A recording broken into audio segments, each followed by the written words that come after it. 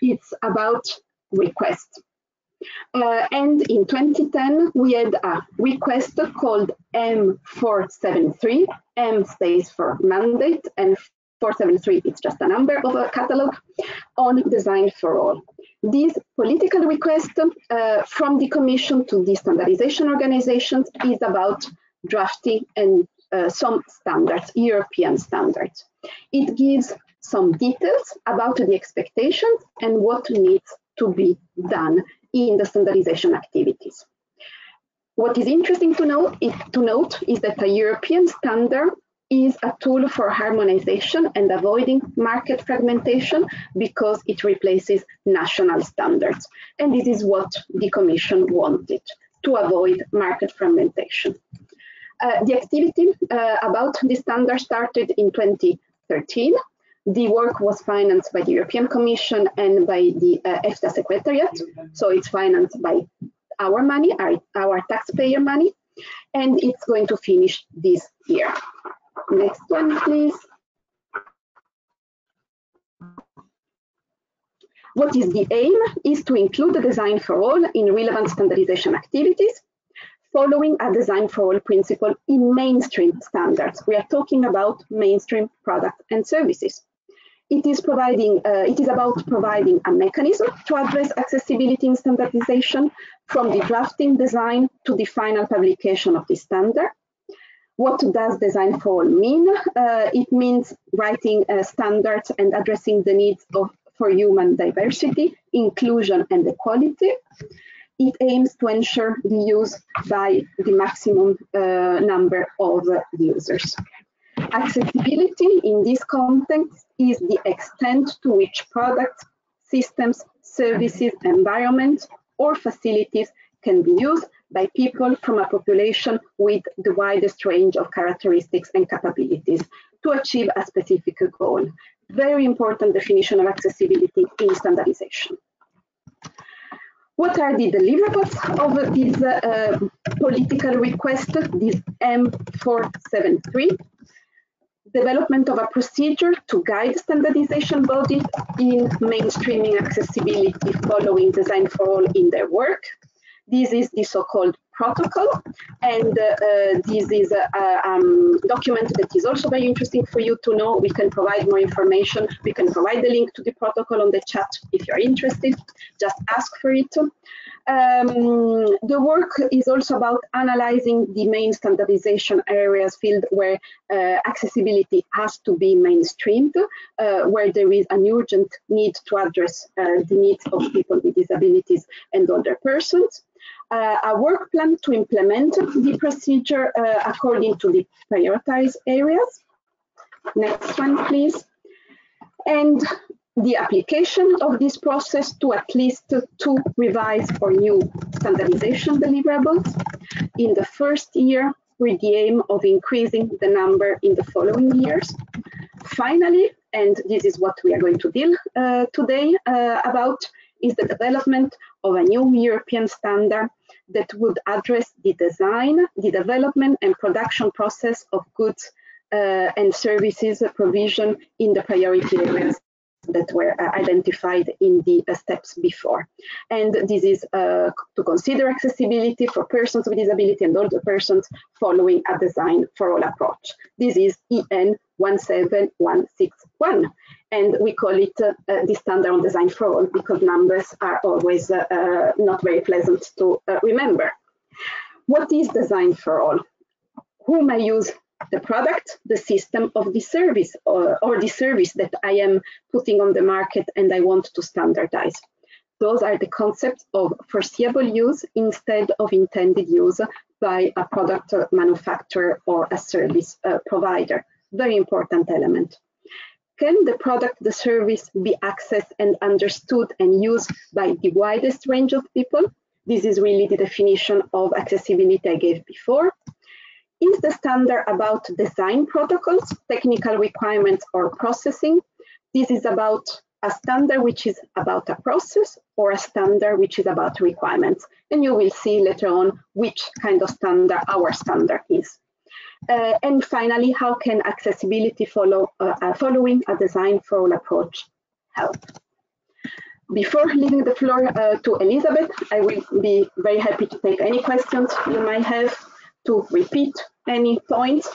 I know I speak a bit faster, so I know that the sign interpreters might struggle, and I do apologize. But if you know me in previous presentations, you know that I'm very happy to repeat any points that was too fast. Thank you very much. So Lucia, do we have any questions on the chat box? So if you have any questions in relation to the presentation, please ask them now.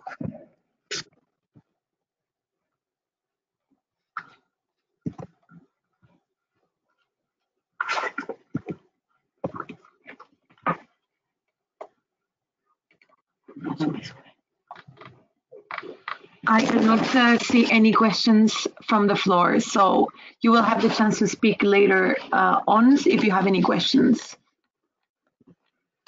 Okay, so we move to the second section of this webinar about the main part of it. I would say is the European Standard on Design for All, and I'll pass the floor to Elizabeth.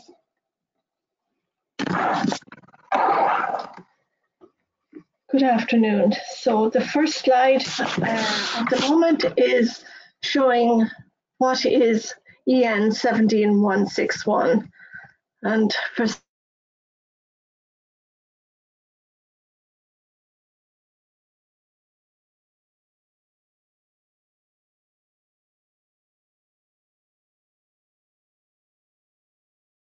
extending the range of users. So in my next slide, I'm going to explain about what this standard is. Next slide, thank you. So the next slide, the scope of EN 17161. So every standard has to have a scope, so it enables a reader to understand what does this standard specify or what does it address. So this is a multi-layered scope, and the first part of the scope is that it specifies requirements that enable an organization to design, develop and provide products, goods and services so that they can be accessed, understood and used by the widest range of users, including persons with disabilities. It goes on to say that it specifies requirements and recommendations that enable an organization to extend their range of users by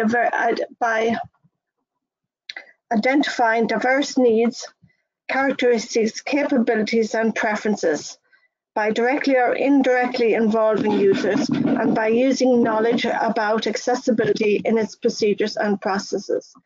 So you begin to see now in the scope that this is about a process standard and not a performance-based standard. Next slide. The scope also says that it specifies requirements that enable an organisation to meet their applicable statutory and regulatory requirements as related to the accessibility of its products, goods and services.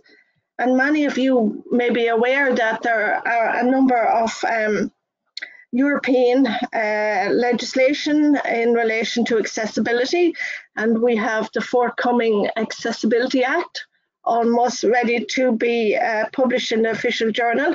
But there are many other standard or pieces of legislation at a national level that this standard can be used to enable organisations to meet their applicable statutory and regulatory requirements.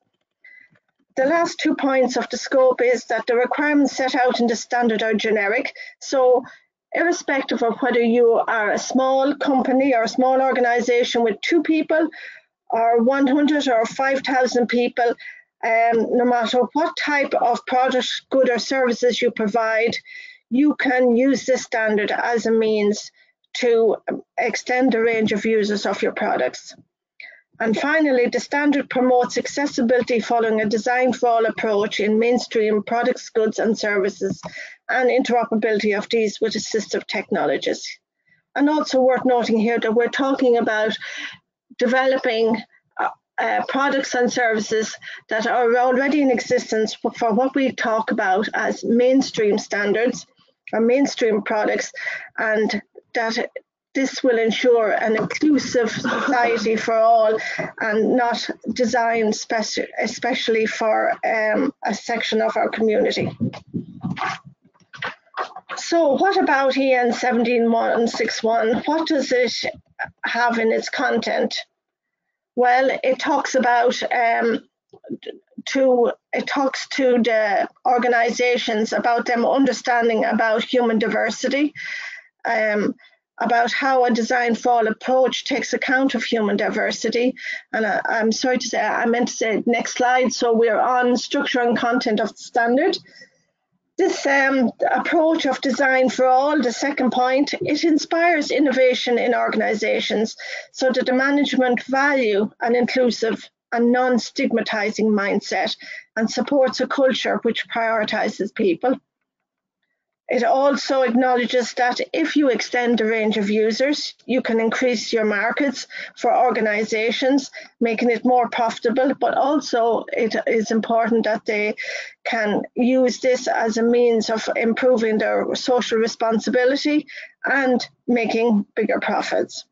And from a user perspective, it can also increase the proportion of the population, including persons with disabilities, who are able to participate fully and independently in society.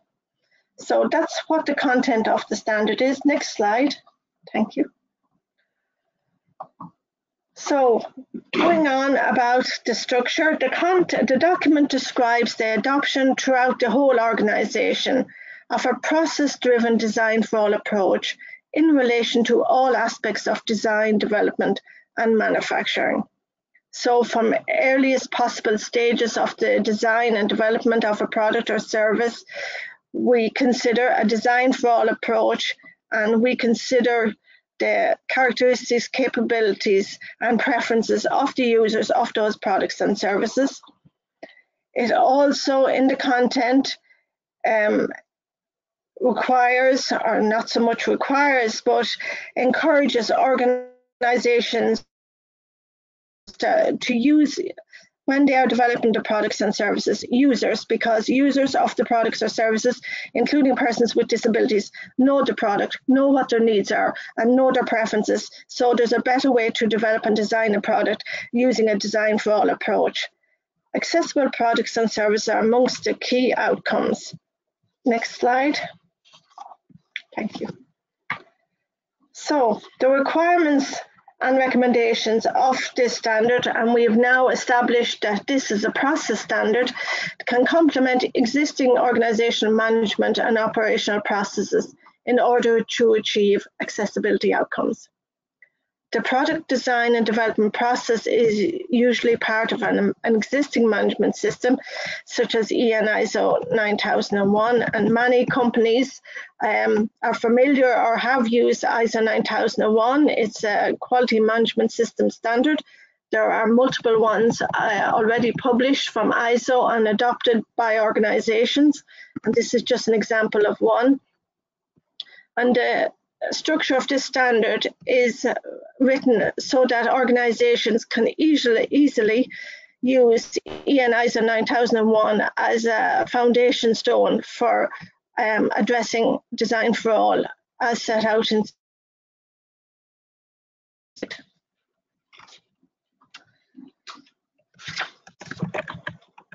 So what does a design for all approach focus on? It focuses on accessibility and usability from the earliest possible time and throughout all the stages in the life of a product and service, including the interoperability across the end-to-end chain of use. It focuses on a combination of accessibility and usability, which involves both access and ease of use based on considering the diverse range of characteristics, capabilities, and preferences of the users of the product or service. Next slide. So now, as we look at the content of the standard, there are a number of clauses in the standard. There's 10 clauses. I should know how many clauses are in the standard. Apologies. There's 10 clauses in the standard with a number of annexes to support the organization understanding and implementing the requirements of the standard. Clause 4 to Clause 10 set out requirements. So starting off in this slide, we talk about Clause 4, and we talk about understanding the context of the organization, the needs, expectations, about the culture of the organization, about the mindset of the organization, the importance of including people with disabilities in the development of a design for all approach. Clause 5 talks about and sets out requirements about leadership, policy and responsibility in design for all approach and achievement of accessibility outcomes.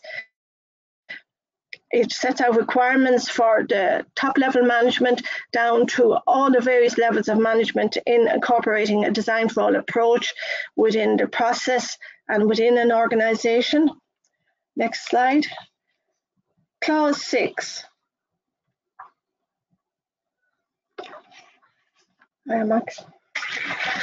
Clause 6 of the standard sets out the operations of the just 1 minute, please. I am lost my page, so I apologize.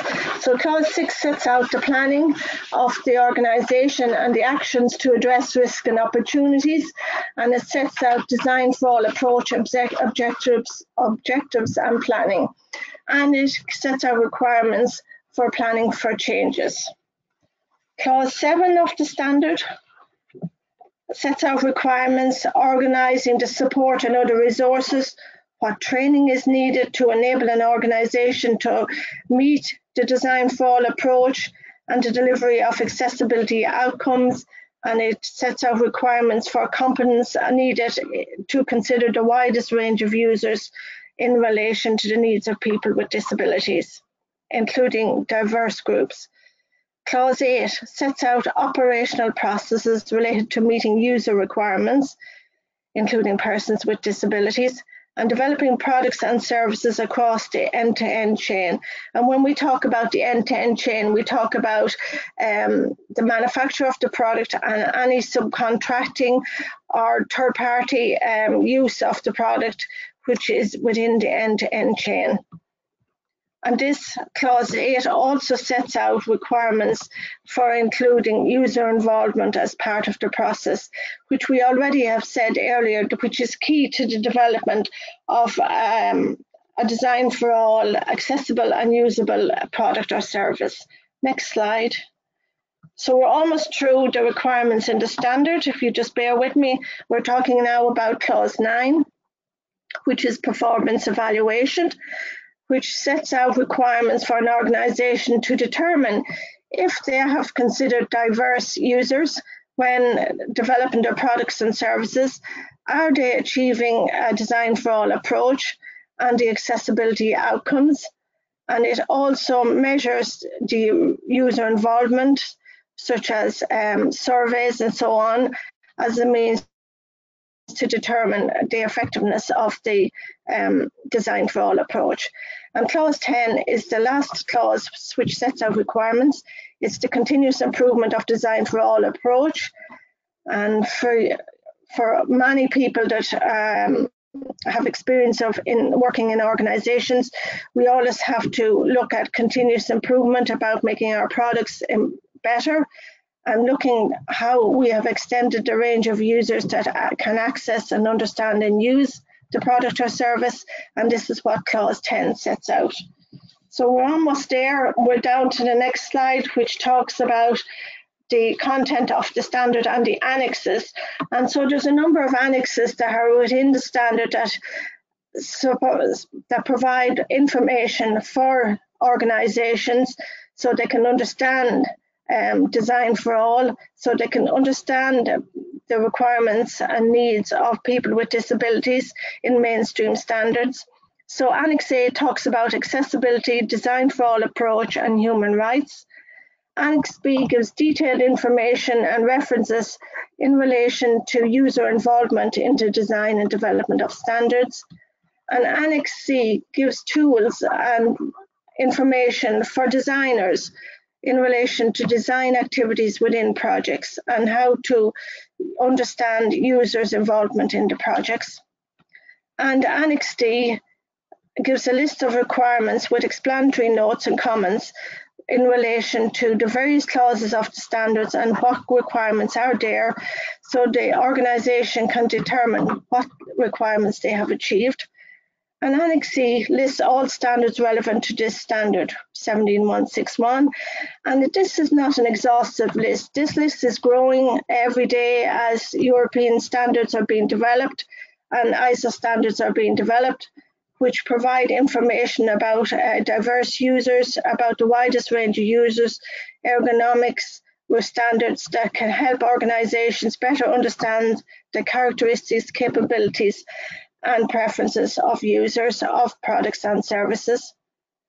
And finally, in my last slide, who is this standard intended for?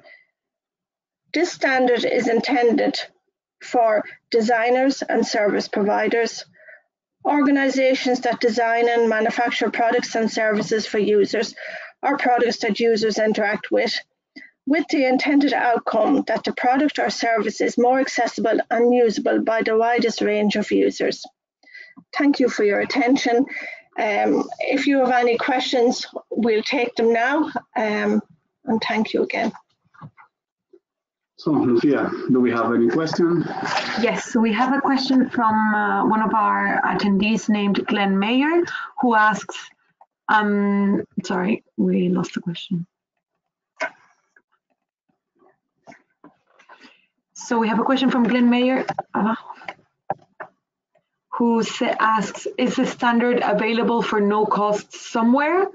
And then we have Beatriz Gonzalez asking, is there any link to those standards available? So first of all, EN 17161 has been adopted by all national standards bodies, and at present, as far as I am aware, there is a cost to purchase the standard. The second question in relation to those standards, I'm not sure what standards you refer to. I'm thinking maybe it's the standards that are listed in the bibliography of EN 17161, and some of them are links, some of them are guides like Sen Guide 6, which is freely available to download from Sensenelec website, and other standards as normal have to be purchased through the various standards bodies. We have also Marielle Wellen asking, hi there, thank you for the presentation. Is this EN 17161 user-centered, user-led, or co-design? Can you give us a concrete example of what all of this would look like? No pressure. That one there. That is. So this standard is about setting requirements for organizations to involve users from the very early stages. It doesn't specify exactly how this is done. It can be done through face-to-face, it can be done via user groups, it can be done based on research studies, and so on and so forth. There is no limitation of how an organization can involve users. What's key to this is that users are involved from a very early stage in the process. Okay, thank you. We also have Mohamed Assar, Building Design Lecturer from South Regional TFE from Western Australia. So he says, thank you for your presentation. Products and services could be expensive in order to meet accessible standards and a design for all approach. In a nutshell, how does Europe encourage industry, professionals and organizations to meet such standards in their products and services and have them affordable for the user or customer? I'm happy to take the question. This is Chiara speaking. Elizabeth already did her job today. We get very often this question as consumer representatives, whatever we ask, oh no, it's too expensive. send me the bill. I want to see the bill, to see the cost that you are mentioning more expensive. In all our advocacy work, we hear a lot, we don't see anything. So the case that accessibility is more expensive has to be proven. And for the time being, we don't have this evidence. I would also like to mention that this standard aims at preventing this problem of making things expensive, because it has to be taken into account from this beginning of the design stage of the product or the provision of the service. So again, send us the document and we will be very happy to comment on them. Just Elizabeth back here again. I'd just like to make an example of this too. Sometimes just by providing the font size on instructions for use can increase the range of users of a product or service. It could mean making your website more accessible, which is not so difficult to do nowadays. There's so much technology, and Alejandro can speak to this now because he's an expert in that area, but you know, it's not expensive. It's all about changing the mindset and the culture of organizations and of people, and of course leaders like academics who are teaching the future designers and product designers and engineers and so on and so forth, that it's about thinking outside the box. We also have a question from Jasmine Hersons, board member of EIDD, Design for All Europe, and professor at Hasselt University. So the first question is, do you make a difference between accessibility and DFI, because there is? And the second question is, we're happy to support you in defining DFA for the Design for All Europe network. DFA is difficult to put in regulations and guidelines. Is our idea. So how does it work exactly? So I don't know who would like to answer the first question. I can take it. Yeah. Oh. Thank you very much for the question. Well, as for EDF, the concept that we understand as Design for All, which is kind of the European term for universal design, or this is how we have been understanding it. We take the definition from the UNCRPD, which includes, as I said, a definition on universal design, but it does not include a definition as such of accessibility. The way in which we have been advocating at European level is for accessibility legislation, meaning having clear accessibility requirements that are testable. So I can be detailed down in European standards that I would mention in a bit in my presentation. And this is the difference between accessibility and Design for All. Design for All is an approach that should be taken from the very beginning. Whereas accessibility is about ensuring equal access for persons with disabilities, in the case we are talking, and also can be achieved by retrofitting, adding new features on a product, a service, or a facility to make it accessible. So whereas Design for All is an approach taken from the beginning and includes accessibility, it goes beyond. It goes about embracing human diversity and going further than just accessibility, but of course accessibility is included. So I hope I'm not repeating myself. So for legislation, we are advocating for accessibility, whereas this tool that we are presenting today, this European standard, is a way for organizations to change their mindset and have this approach in their internal processes that could lead them, as the title of the standard says, to achieve accessibility and extend the range of users that they can reach with their products and services. Roman from the European Blind Union asks, how will disability networks be associated to the drafting of Annex B? Well, during the development of the European standard, There were some paid experts, so organizations such as ANEC and EDF. We selected in our network experts on this domain, and we applied. These experts applied, and some of them were selected, and they have been the ones who have been drafting this European standard. And then, of course, in the commenting periods, in the different drafts of the EN, of the European standard, EDF and ANEC have been very much involved in providing comments. And of course, all of this we've been checking with our member organizations. Great. We have Robert Mandara, Vice President of EuroCIU. And Robert is asking, isn't there a danger that manufacturers and service providers will only consult with the soft disability, meaning the ones that are easiest to serve?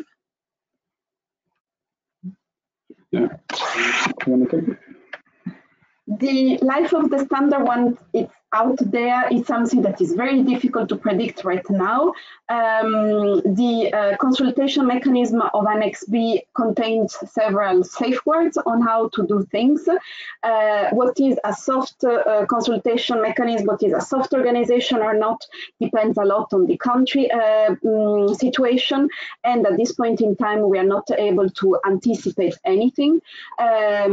We still have to consider that we are in the frame of a voluntary process. This standard is a voluntary standard used by companies in a specific context, and therefore the life of the standard after its publication is something that we will have to see.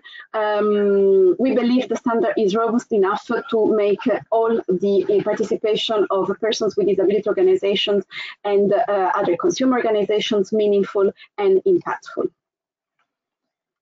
Great. We have a last question from Neil Jude, who says, hello, Neil from Hands Free Computing. Is it not the case that all public sector websites will need to comply with accessibility guidelines this year, and all existing websites need to be upgraded to be accessible by next year? This will involve changes to websites or implementation of a specific accessibility tool on the website. Exactly. I mean, hold on, because I will be talking about this in a moment. So maybe we can save the remaining questions for the last Q&A section, and I will briefly try to be quick in explaining my section, which is about what is this EN 171614. So how can we use it? So next slide. I mean, Chiara already mentioned in the legal basis that the Commission used for mandating this standardization development, the UN Convention on the Rights of Persons with Disabilities, in which, as we were discussing, the promotion of universal design is one of the general obligations in Article 4, and whereas accessibility in Article 9 is to ensure that products, services, facilities which are open or provided to the public take into account all aspects of accessibility for persons with disabilities. And I include in this slide the reference of the general comment number 2 of the UNCRPD, detailed down and giving further explanation on this Article 9 on accessibility, which clearly states that this obligation is for both public and private entities. So this obligation lies for both sectors. Next slide, please. But this standard can also be used to comply with the sustainable development goals. I mean, I would particularly mention the goal 11 on sustainable cities and communities, or the goal 12 on responsible consumption and production, particularly the 12.7 on sustainable procurement, because this EN is about extending the range of users. It's about hearing the unheard. It's about involving the users from the outset throughout the development process, the internal process of an organization, to ensure accessibility outcome, to ensure that you reach the widest range of users. We move to the next slide. So I want to give you some ideas on how this European standard can be promoted, or how this European standard can be used. And so I'm going to get into discussing some pieces of legislation, of European legislation, which has been transposed, meaning has been included in the national legislation in all member states. And the first one I want to mention is public procurement. The Public Procurement Directive was adopted in 2014, and I want to mention three aspects of this directive and show you how different standards can play a role in promoting accessibility and design for all in public procurement. So the first one I want to mention is Article 42. Complemented by the recital 76. This is about the technical specifications in public procurement, and this is an obligation. This shall. So public procurers must take into account accessibility and design for all users when drafting the technical specifications of any product or any service or any infrastructure they want to procure to an external organization. So I include here an example, and imagine that a public entity wants to buy a new building, and that building must comply, and it should be clear, it must be clear in the technical specifications of the public contract that this building must comply with the National Accessibility Building Code, or hopefully in the future, the European standard on accessibility to the built environment, which is now being developed, is in the final phase. I don't want to confuse you with more standards, although I will be mentioning a couple of them. And this standard is the EN 17210. It's a different standard, and this standard is about accessibility. It's about accessibility requirements that the organization providing that building will need to comply in order to get that public contract. So this is an obligation. We move to the next slide. The second slide, the second aspect of the Public Procurement Directive that I want to mention is the selection criteria. So the directive specified that member states and contracted authorities at national level may impose requirements, so it's a possibility, may impose requirements ensuring that economic operators possess the necessary human and technical resources and experience to perform the contract to an appropriate quality standard. And there are other articles, such as this was Article 58. There's another article, Article 62, on quality assurance standards, and both give the possibility to public authorities to say, we want to contract organizations that comply with this or have a record on this specific quality aspect. And design for all and having a universal design approach is understood as a quality aspect.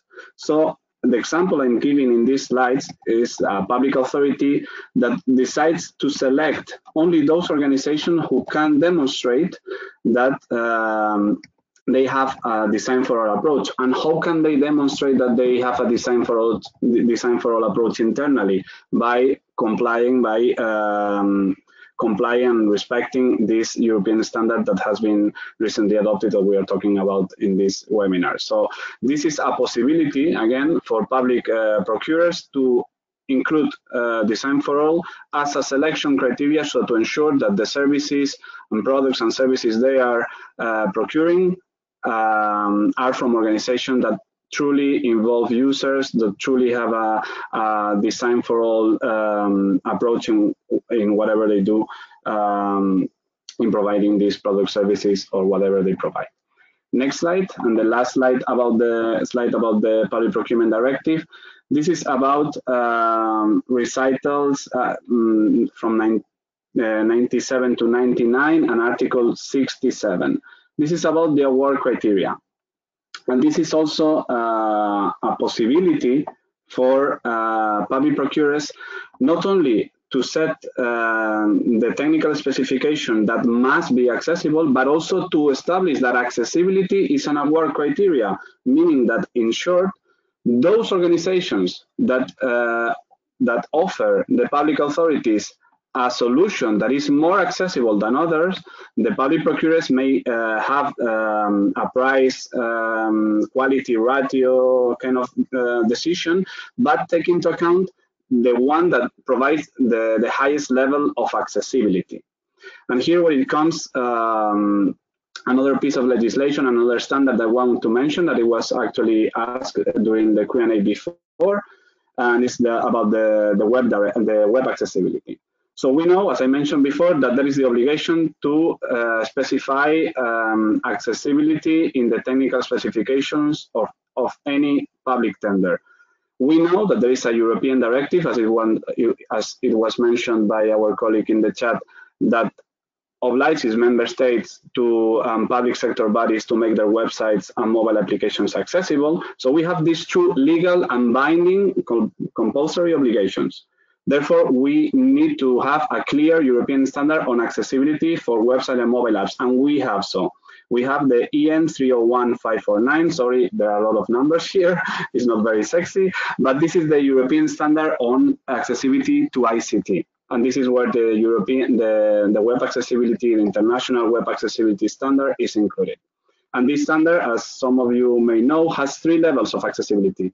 The legal requirement, the mandatory requirement is level A and AA.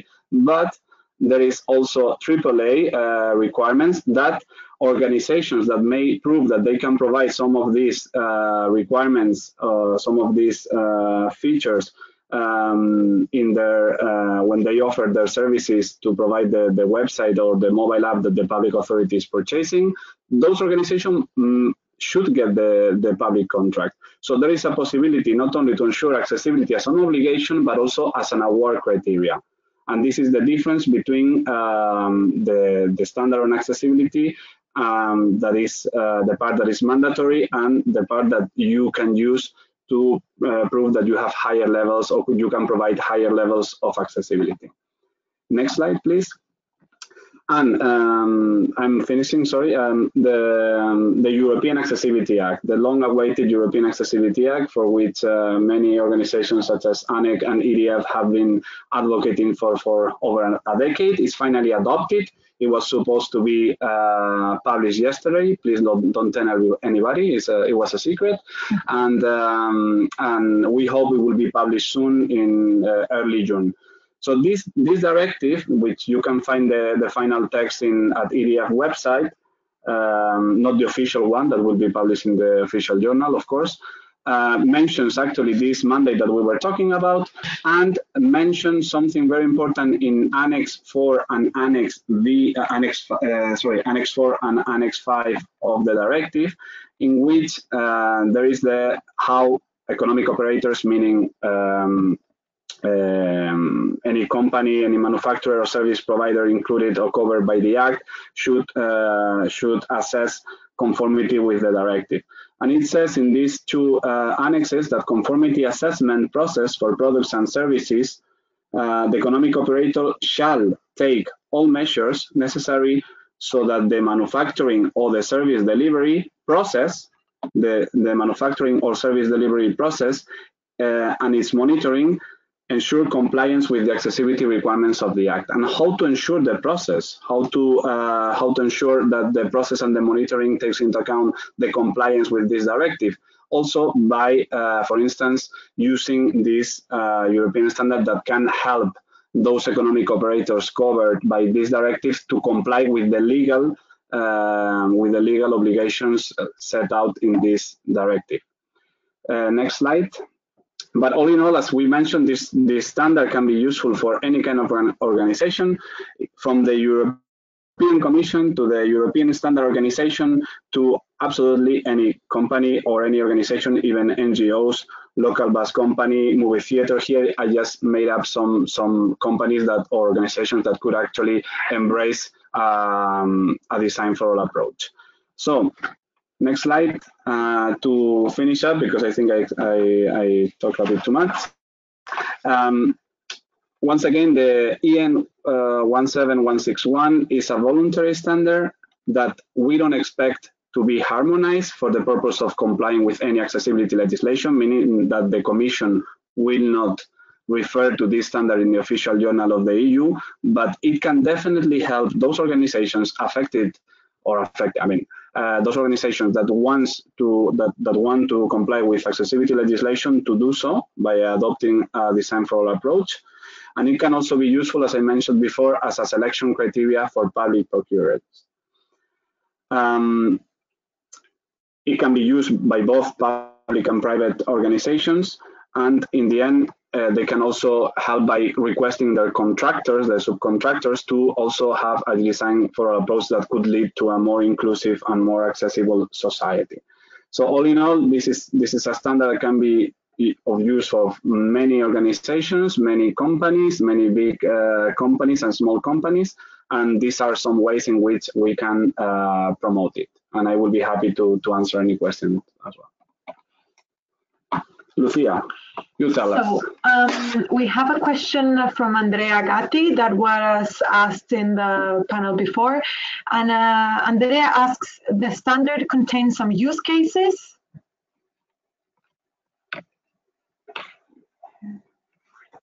What does it mean by use cases? Maybe, Andrea, you can restructure or explain a bit further what you mean by your question. So how it can be used, because I just mentioned some ways in which this standard can be used. I don't know if she mentions like specific cases of specific sectors. I don't know. So let's wait to see if Andrea still has the same question or it was resolved earlier with your intervention, Alejandro. So we also have a question from Margaret saying, hi. I'm an accessibility advisor for the Icelandic Disability Union and was wondering, does this also apply to EEA countries or only the EU ones? So this is a standard which can be used by anyone. It's a standard that is not linked to legislation, as Alejandro just mentioned. Therefore, is a standard that can be used on a voluntary basis. Even in the case it would in the future become linked to legislation, like in the case of public procurement, don't forget that the majority of the legislation about public procurement, about product and services, is relevant for the European economic areas.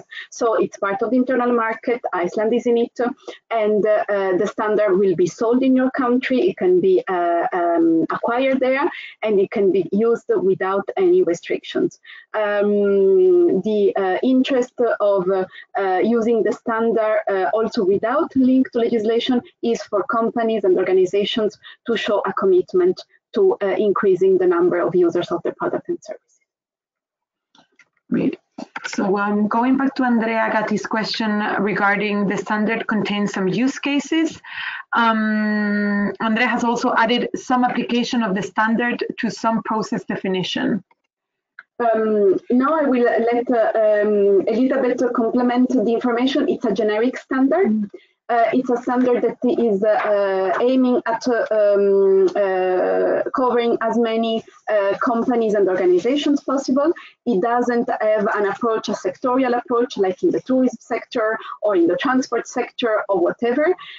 This could be an idea to have additional standards for the future or parts 2 of the standard, but the idea is to put in place a process that can be adapted to different sectors. It's not about setting sectorial requirements. Elizabeth, would you like to give another answer, a more complete answer?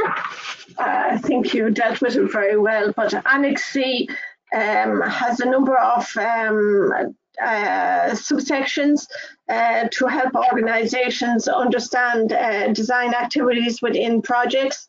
For example, activities under outputs, consideration for identifying the intended users and the context of use, understand the needs, characteristics and capabilities and preferences of users, and outputs from design activities, and so on. So it doesn't go into sector specific, as Cara's already mentioned, and it is a generic standard in that aspect, and there are a number of standards already in existence in various sectors that set out performance requirements, or functional requirements for standards that an organization will need to look at when they're designing their product.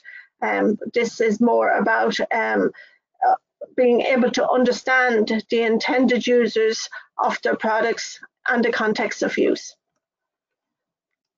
Great. We have a question from Neil Jude that says, how will the accessibility law for websites be policed or maintained? Will there be any penalties for not complying? Next webinar. Next webinar, yes. So we should organize a webinar about the Web Accessibility In Directive. September, we are happy to do that. Okay. And it will be in force, huh? Yeah. There are different deadlines. I mean, it really depends on how your country has transposed the European text, in which there is no penalties. But some countries may have taken some more advanced or more ambitious enforcement mechanisms at national level. So if you're aware of any, please let us know. But in principle, in the European text, there is not such a provision. Although in the Accessibility Act there is, in the European Accessibility Act there is the obligation to set penalties. Yeah, but don't forget, Alejandro, that we as consumers are the first police because we can complain about the services we don't get. And that the Web Accessibility Directive is foreseeing that.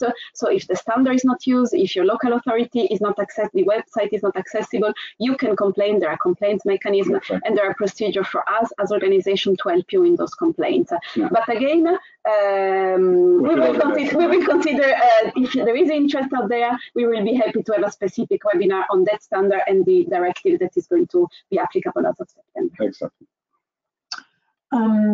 Antoine from the European Blind Union asks, are associations also concerned by the EN 17161? Organizations, meaning associations, sorry. Associations. Yeah, they could be. I mean, if they want to ensure that they have a universal design approach, this standard is a tool for them to make sure that they don't miss anything, right? Absolutely. It's, from that point of view, I would call it an agnostic standard, in the sense that it's really very broad in scope of application and in generic aspects, and we encourage everyone to make use of it and also to be knowledgeable about it in order to broaden the range of users for products and services. Mm-hmm. From what I can see, this is our last question. Oh no, I see another one from Bart. So Ola is asking, hi Ola, it's Ola from the European Platform for Rehabilitation. Will the standard be available in other languages than English? In that case, which? Will the standard be translated before being made available in other countries? So just Elizabeth here, and I'll try and answer that. So it's available in all European countries, as far as I am aware, will have translation to standard. So if you are based in Germany, if you go to DIN, who are the standards organization there, it should be available in German. The same in France. AFNOR will provide a French version, and so on, Netherlands, Dutch, and so on and so forth. It will be available in all languages. Great. Mia is informing us that the Swedish translation will be ready in the beginning of June. So. All right. We have another question from Bart Simmons. The question is, you say Annex C will be updated with new resources. How do you get updates after having bought the document? Annex A. No, Annex the bibliography, sorry. Whenever a standard is updated, you can have a new version of the standard or you can have an amendment of the standard. And the amendment can be also obtained. Of course, if it is 1 page, if it is 4 pages or 3 pages, this depends on what kind of amendment you have. But in the catalog of standards, everything is available, and it's clearly explained which document contains which requirement. The information provided is done at the national level by the European standardization bodies and the national standardization bodies at the national level. And again, it's quite normal practice to revise standards because technologies become obsolete, because things are moving on. But the revision can be done with a totally new document, or it can be done with an amendment. And Elizabeth is going to add some elements.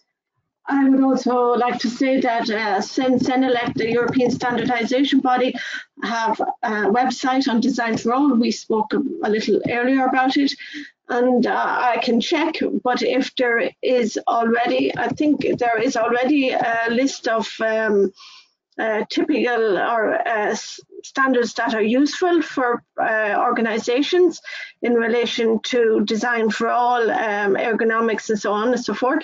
So we can check, but we can see that this list is what's in Annex E and in the bibliography of 17161, if the list is already there, and then it will be added to more regularly, because standards, as Chiara has already mentioned, do get revised, and either by an amendment or after 5 years as normal.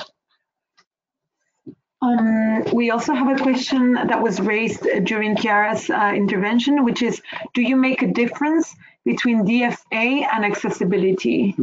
I think Alejandro already mentioned accessibility is our goal. DFA is one of the tools to get accessibility. Mm-hmm.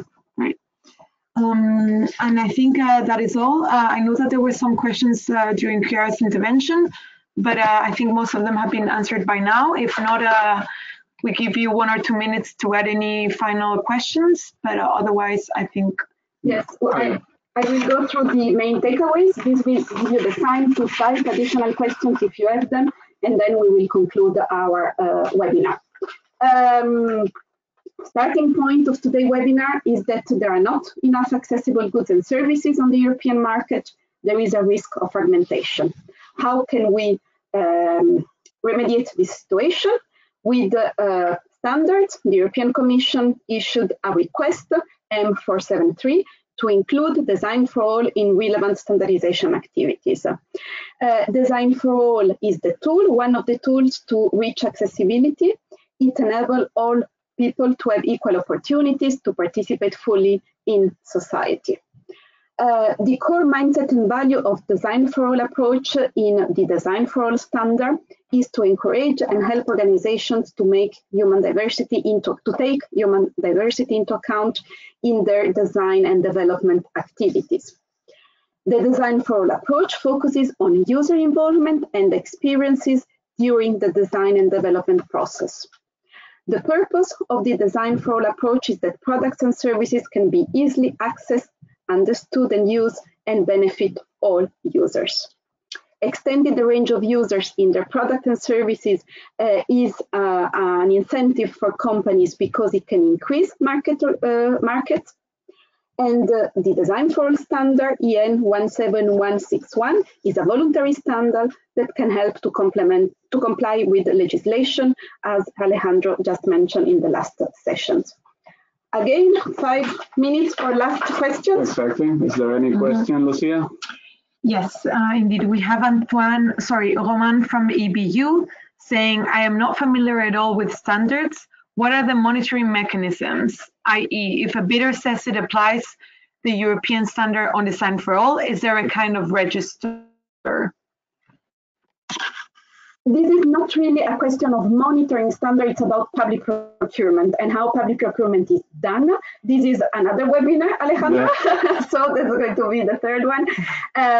Apart from those jokes, there are elements that the public authorities have to take into account when they draft the technical specification, when they specify the award criteria, and then when a bidder is bidding for the contract, the public contract, those transparency and documentation mechanism exist. Concerning our Design for All standard, Alejandro mentioned that it can be used for the award, and the article that Alejandro showed about the Public Procurement Directive says that it can be used in the case of conformity assessment of third parties that are using this standard to certify that a company is following a Design for All approach. So in that case, it's a kind of certification system. But again, this is part of public procurement. Public procurement is a very wide subject, and if there is any request, we would be happy to consider another session, perhaps link also to the new standard on the built environment when it will be made available next year. Is there any other questions? No, I do not see any other questions from the floor. So. Okay, so just to say thank you very much to all the participants, and thank you very much for engaging so well in the discussions in the Q&A section. I would like to thank as well the sign language interpreters and the real-time captioner, and of course our two colleagues and speakers in this webinar, Chiara and Elizabeth. Thank you very much for joining us. And my great colleagues at EDF, Naomi, Raquel, and Lucia for their support in this webinar. Thank you all. And if you have still any question, please don't hesitate to write to us. We'll be happy to answer. Thank you very much and see you in the next webinar. Thank you very much. Bye-bye. Bye-bye.